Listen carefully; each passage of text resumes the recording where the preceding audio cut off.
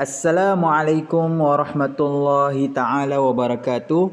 Alhamdulillah kita bertemu pada hari ini, hari Isnin 1 November 2021. Baik murid-murid, kita sambung pembelajaran PDPR kita pada mata pelajaran amalan lazim. Murid-murid boleh buka kitab amalan lazim dan sedia untuk belajar. Buka kitab muka surat 7. Kita masuk pelajaran baru iaitu pelajaran 2, qada' hajat. Qada' hajat. Qaf, do, alif, hamzah, ha, alif, jim, ta, hajat.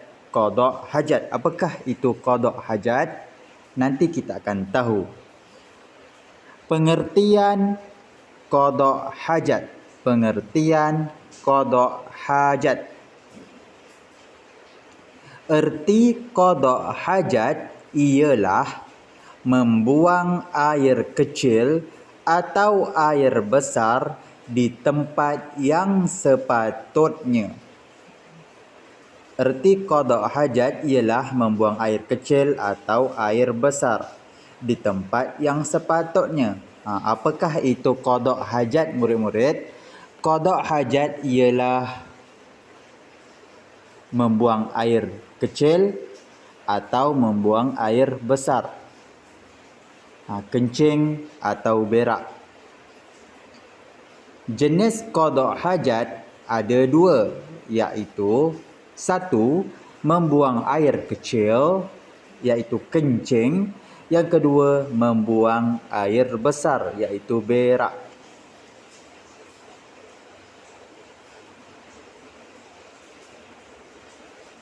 Kita pergi pada muka surat 8.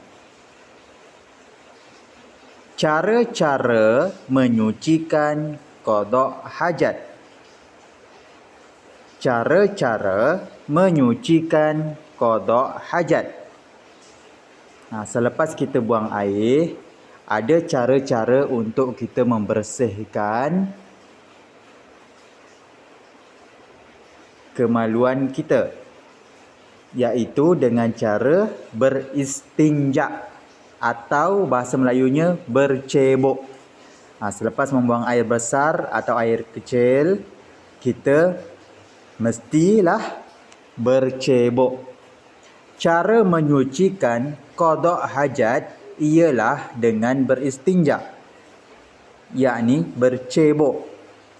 Yang pertama, menggunakan air sahaja. Selepas kita buang air besar atau kecil, kita bersihkan dengan menggunakan air sahaja. Menggunakan air sahaja.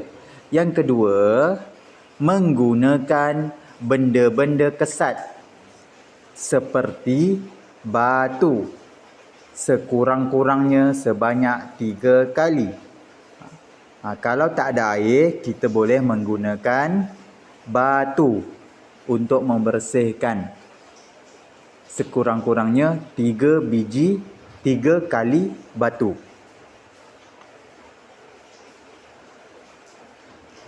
Menggunakan benda-benda kesat seperti batu. Ada lagi benda lain, benda kesat seperti tisu, seperti daun kering dan bermacam-macam lagi. Yang ketiga, menggunakan benda-benda kesat terlebih dahulu, kemudian menggunakan air. Yang ketiga, menggunakan benda-benda kesat terlebih dahulu, kemudian menggunakan air. Kita bersihkan dulu dengan gunakan benda kesat seperti batu. Selepas itu, barulah kita guna air. Itu boleh juga. Bagaimanakah cara-cara menyucikan qada' hajat yang pertama tadi? Yang pertama ialah menggunakan air sahaja. Kita guna air sahaja. Yang kedua, menggunakan benda-benda kesat. Contohnya seperti batu.